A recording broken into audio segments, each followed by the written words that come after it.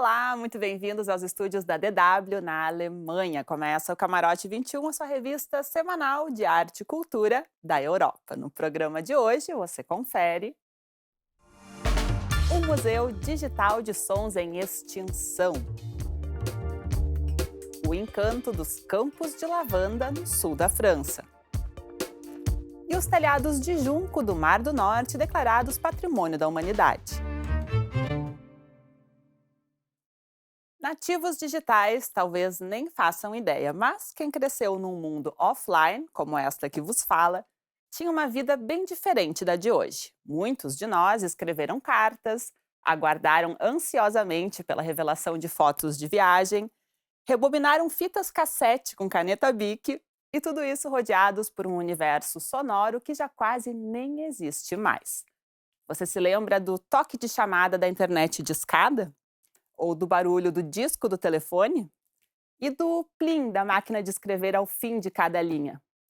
Pois foi pensando nestes ruídos em extinção que surgiu o projeto Conserve the Sound, Conserve o Som em português. Um museu online dedicado inteiramente aos sons antes cotidianos e que vem desaparecendo diante das novas tecnologias.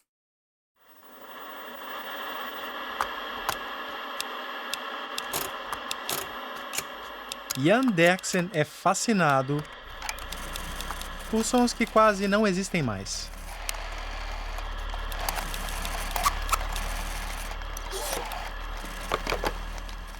Sou Jan Derksen, um dos criadores do Conserve the Sound, um museu online para ruídos antigos. O arquivo digital já conta com cerca de 120 ruídos em extinção, de antigos projetores de slide a câmeras Polaroid. E a lista só aumenta, afinal, ruídos que desaparecem da vida cotidiana estão por todos os lugares. Quer dizer, não mais. Jan e seu colega começam a busca na cidade de Essen, no oeste da Alemanha. Vamos ao Museu de Antiguidades e esperamos encontrar muitos ruídos e objetos antigos interessantes.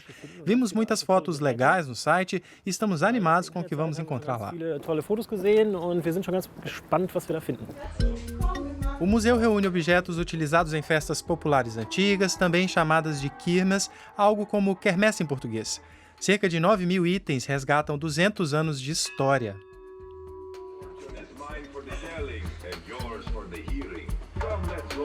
Praticamente uma arca do tesouro para os colecionadores de ruídos que ficaram impressionados com este realejo de 1914. É como se conhece do passado, realmente um som tradicional das feiras populares.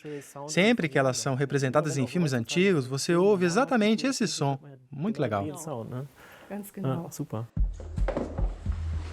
A dupla se prepara para gravar o ruído do pequeno instrumento. Um gravador móvel e um microfone são suficientes. Para Jan, os sons captados dessa maneira têm uma qualidade particular.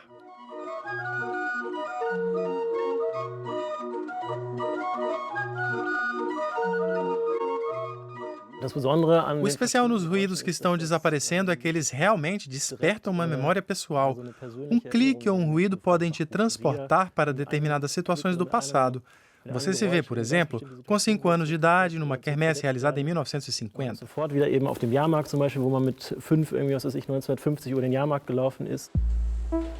Mesmo que o ruído por si só já consiga transportar o ouvinte para o passado, os colecionadores também fotografam os objetos.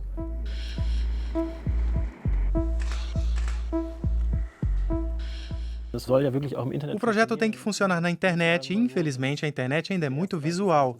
Temos que ter imagens bonitas. Por isso, é claro, tentamos fazer belas fotos dos objetos. Jan Derksen comanda uma agência de design de comunicação. Alguns itens do escritório dão um exemplo de como ruídos desaparecem gradualmente do dia a dia. Por exemplo, um dos nossos clássicos é esse belo telefone de disco. Primeiro tem que tirar do gancho, claro.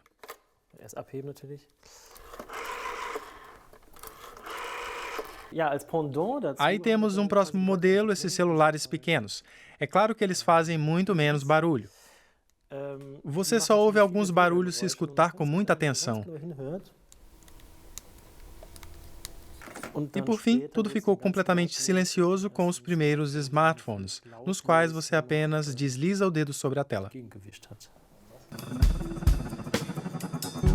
O projeto Conserve the Sound não tem fins lucrativos e é mantido por meio de patrocínio. Se depender dos ruídos, é um projeto que não terá fim.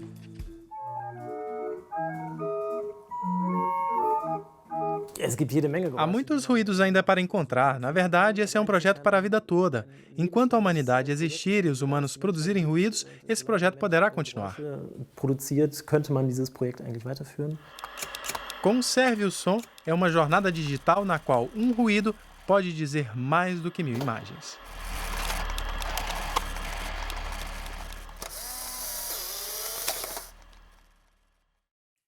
E se tem um som emblemático da mudança dos tempos, é o apito de uma Maria Fumaça, a locomotiva movida a vapor. Claro, já estamos falando de tempos que eu não vivi. As locomotivas a vapor surgiram no século XIX e, na época, representaram um enorme salto tecnológico. Hoje em dia, elas se tornaram atração de museus e rotas turísticas, além de servirem de fonte de inspiração para os fãs de ferromodelismo.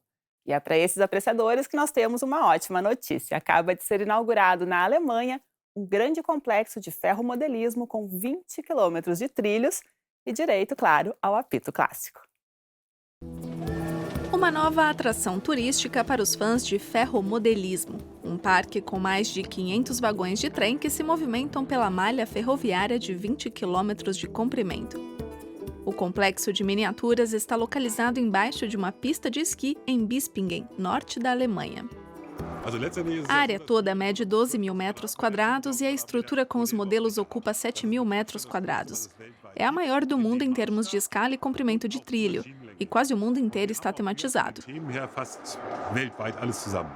São 50 áreas temáticas. À esquerda temos Olden, na Áustria, mais à frente, depois dos Alpes, está a Baviera, na Alemanha. À direita temos o Egito, um pouco da Tanzânia, a África, e atrás estão a Itália e o Grand Canyon.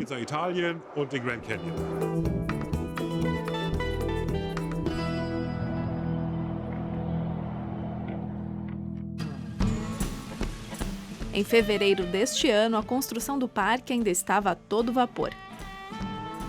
Uma equipe de carpinteiros e decoradores dava vida às mais diversas paisagens que cercam o emaranhado de 20 quilômetros de trilho.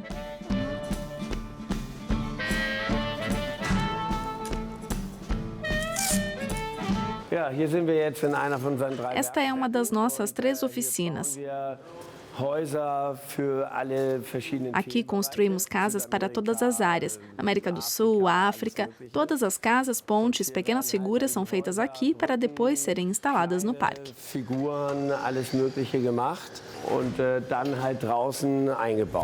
Ao todo, foram 16 meses de trabalho. Nos bastidores, Volker Hansen cuida da manutenção dos vagões. Com uma escala de 1 para 22,5, a maior, chamada de escala G pelos especialistas, as locomotivas podem ter até mais de 1 metro de comprimento. A favorita dele é um modelo de 1941. É uma das maiores locomotivas americanas a vapor, conhecida por Big Boy, e ela foi restaurada. Conseguimos outro modelo que também não está mais em produção. É feito 100% de metal e pesa 53 quilos. Para colocar sobre o trilho, preciso da ajuda de alguém.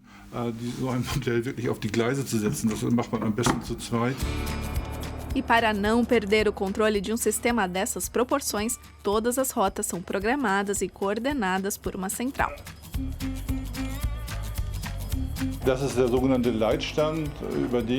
Esta é a central de controle, por meio da qual toda a estrutura é controlada digitalmente, operada por um software.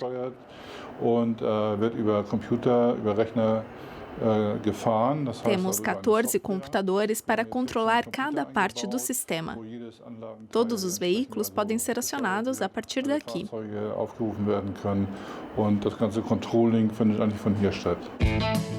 Aqui, os visitantes e fãs de ferromodelismo fazem uma viagem ao redor do mundo sobre trilhos e sem sair da Alemanha.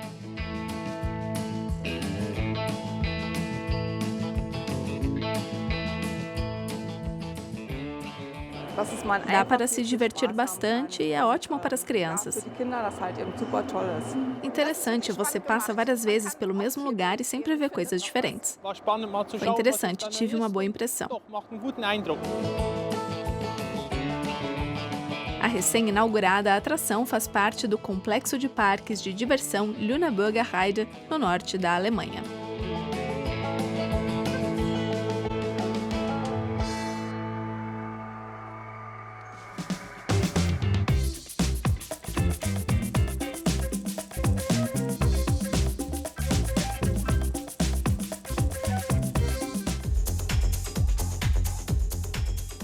Com a pandemia de Covid-19, o setor artístico teve que se reinventar.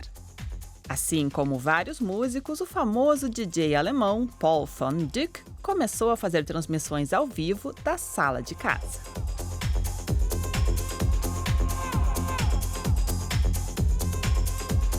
Hello and welcome to another Sunday Session Livestream from Berlin.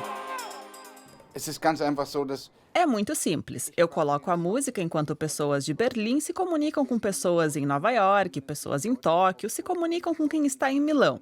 Isso é essencial para mim. Estar conectado com as pessoas e conectá-las entre si, deixando claro que estamos todos na mesma situação e temos que passar por isso wir juntos. sitzen alle letztendlich in derselben Situation und wir müssen da auch alle gemeinsam durch.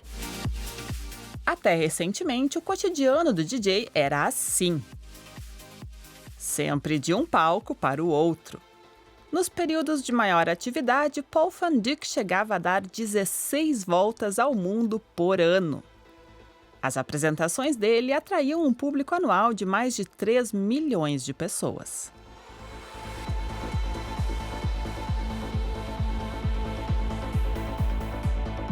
Also wenn man mal einen Auftritt von mir gesehen hat, dann sieht man Quem já viu uma apresentação minha sabe que tem muita energia envolvida. E isso tem muito a ver com a interação com o público. Agora não é possível, claro, que acaba causando certa dificuldade do ponto de vista artístico. aus so einer ja auch Performance-Sicht natürlich irgendwie momentan schwierig. Dificuldade que ele vem contornando com os shows online.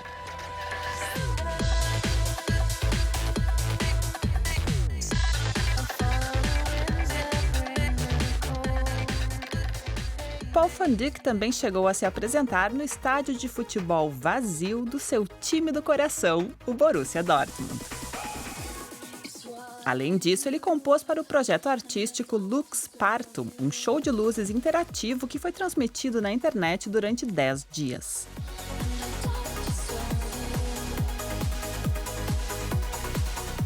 Es war eine super Sache, es war Foi muito legal, uma nova abordagem para lidar com o distanciamento de forma criativa. was Kreatives draus zu machen. Nascido em 1971, ele cresce na antiga Alemanha Oriental, na época da Alemanha dividida. Nos anos 90, começa a se apresentar no Tresor, lendário clube noturno berlinense. Das Ding ist einfach, ich lege Musik auf. É simples, eu faço música porque amo música. Sou um fanático total quando se trata desse tipo de música. Paul van Dyk começa a produzir os próprios álbuns e sua batida techno inspira fãs em todos os continentes. Por várias vezes, ele é nomeado o melhor DJ do mundo. Até que em 2016 acontece uma tragédia. Durante uma apresentação em Utrecht, na Holanda, Paul cai do palco de 6 metros. Ich saß halt Fiquei por 4, 5 semanas numa cadeira de rodas sem saber se conseguiria andar novamente. Obviamente, isso mudou a minha percepção. Passei a dar muito mais valor para coisas aparentemente simples, como uma caminhada. Até coisas que às vezes são chatas, como ir ao supermercado. Você passa a viver mais agradecido. E devo dizer, o amor pela minha esposa é o motivo mais importante pelo qual eu ainda estou aqui hoje. Grund, warum ich hier heute noch stehe. De forma milagrosa, o DJ recuperou o movimento das pernas e a fala. Hoje, aos 48 anos, ele está feliz por ter voltado a trabalhar, apesar do momento atípico que todos vivemos. Wenn ich sonntags die 3 Stunden Zeit habe, kann ich eben doch Aos domingos faço sessões de 3 horas. Aí também consigo tocar coisas um pouco mais tranquilas e com nuances diferentes. E por meio dos comentários nas mídias sociais tem um retorno do público.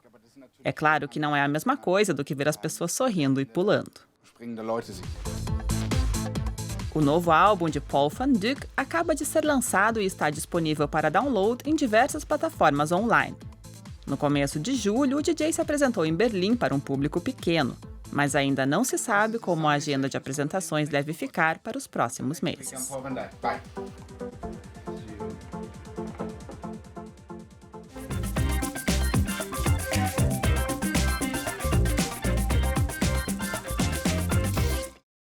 Camarote 21 vai a um rápido intervalo, não saia daí.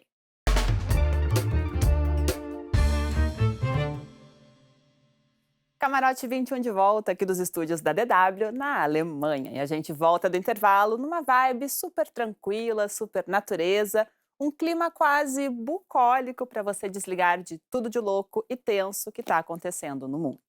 Nós vamos encontrar e manter a nossa paz interior visitando os campos de lavanda do sul da França. Os campos de lavanda no sul da França são um colírio para os olhos. Durante o período de floração, de junho a agosto, o Planalto de Valensole se transforma em um mar de flores perfumado. Um prato cheio para turistas e fotógrafos como Fábio Antenore. Acho que o legal da Provence é exatamente isso. Temos essas cores incríveis, esse perfume por todos os lados, as linhas que parecem não ter fim. É tudo que eu amo. Aqui é a Disneylândia dos fotógrafos. Disneyland für Fotografen. E para compartilhar essa fascinação pelos campos de lavanda, Fábio oferece passeios guiados para fotógrafos amadores. O suíço criou uma técnica própria para a fotografia de paisagem. Sobrepondo imagens em diferentes níveis de exposição, ele cria composições com uma atmosfera mais mística do que realista.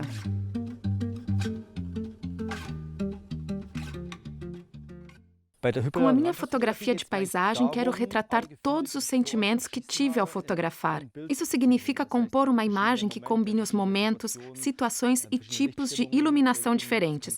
Podem ser 2, 3, 50 fotos para transmitir uma sensação ao observador. Uma visão que ele também quer passar aos participantes do passeio. As primeiras linhas são essas aqui. As melhores são aquelas 2 ali e a do meio. Os passeios guiados são feitos com o apoio de Werner Voska, que há mais de 20 anos trabalha como fotógrafo de paisagem. Seja em cliques clássicos ou sobreposições, as regras básicas são as mesmas. Nas paisagens amplas, é particularmente importante ter um primeiro plano. Muitas vezes você vê uma árvore em um lugar lá no fundo e nada em primeiro plano. Aqui, através da linha, obtemos uma boa profundidade na imagem. Temos aqui um belo primeiro plano com as flores de lavanda. E isso já é metade do caminho para uma boa foto de paisagem. E os primeiros resultados começam a chegar. Essa linearidade, essa simetria dos campos, simplesmente incrível.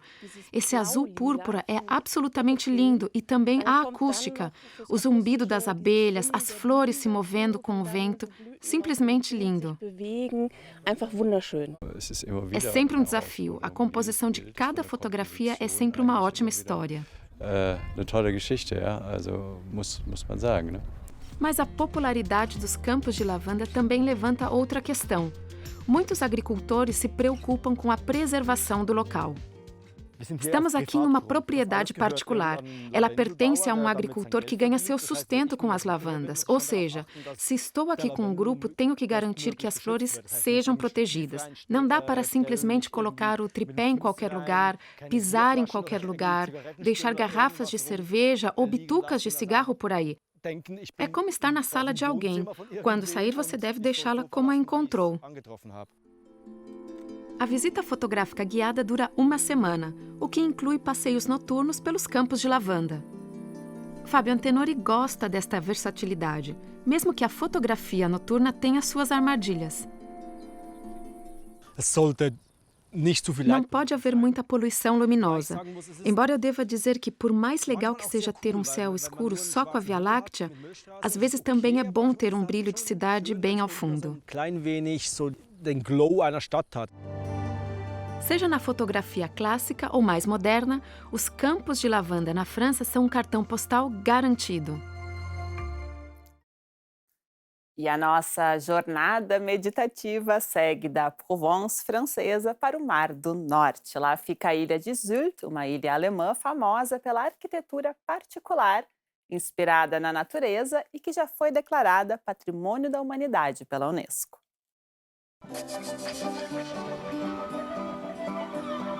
Telhados de palha de junco que se misturam com a natureza de forma tão natural como se tivessem sido criados por ela. No passado, agricultores e pescadores viviam nesse tipo de construção. Hoje, essas casas são propriedades de luxo na ilha alemã de Sylt, no Mar do Norte.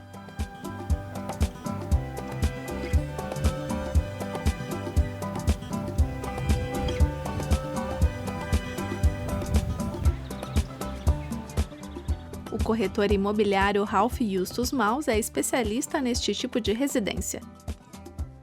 Depois de reformadas, elas valem alguns milhões de euros. Essa é uma casa típica daqui, data de 1780. Os telhados sempre eram bem baixos. Eu tenho 1,78 de altura e a minha cabeça já bate aqui. Nesse tipo de casa, as janelas são pequenas para que fique aconchegante por dentro, mesmo no inverno. Como havia apenas um forno para toda a casa, ela era construída de forma mais compacta. Em Kampen, uma região nobre da ilha, é obrigatório que as novas construções sigam o mesmo padrão. Tradicionalmente, o material natural era costurado ao telhado em pequenos fardos. Hoje em dia também é preso com parafusos. Mas a mão de obra deste ofício vem diminuindo, o que dificulta o trabalho das empresas de instalação. Esta casa é para uma família. Trabalhamos cerca de 3 a 4 semanas nela. Sempre depende se há sótão ou alguma aresta, coisas extras que deixam o trabalho um pouco mais complexo. Os padrões de construção na ilha são tão rígidos que quase impossibilitam qualquer modernização das casas de telhado de palha. Tudo tem que permanecer o mais uniforme possível. Com exceção desta interpretação moderna no sul da ilha, projetada pelo famoso arquiteto Raj Teherani.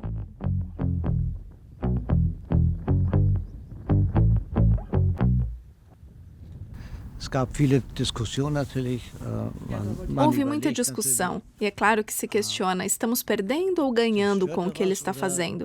Ok, ele manteve o material como solicitamos, então vamos permitir um pouco mais de liberdade de criação em vez de apenas uma cópia. Eu ficaria feliz se isso servisse de empurrãozinho para outros projetos.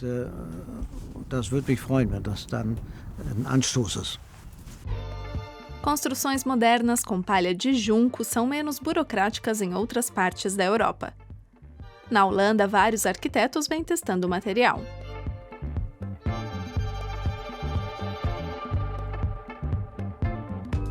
Alguns exemplos também podem ser encontrados na costa alemã do Mar Báltico.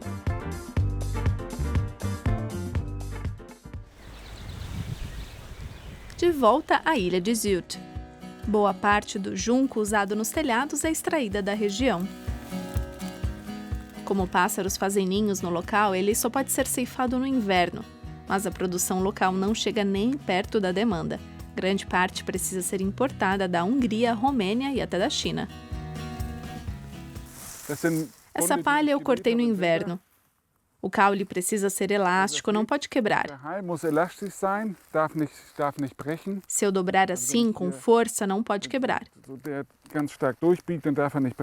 O bom do junco é que depois de colher, não é preciso fazer nada, ele cresce novamente.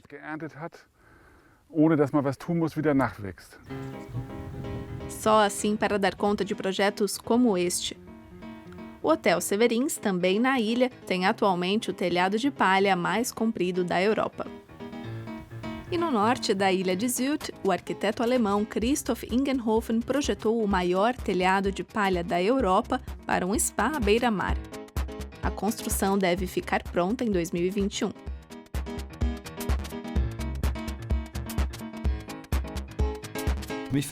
O que me fascina é a possibilidade de usar tecnologia de ponta e o conhecimento que temos hoje para construir algo contemporâneo, mas com técnicas antigas. sehr, sehr alten, in dem Fall, Kulturtechniken. A instalação de telhados de palha foi declarada Patrimônio Cultural Imaterial da Humanidade pela Unesco em 2014. Mas, para que essa tradição se mantenha, não bastam arquitetos que queiram aplicar o material. Também é necessária uma mão de obra interessada que domine o ofício.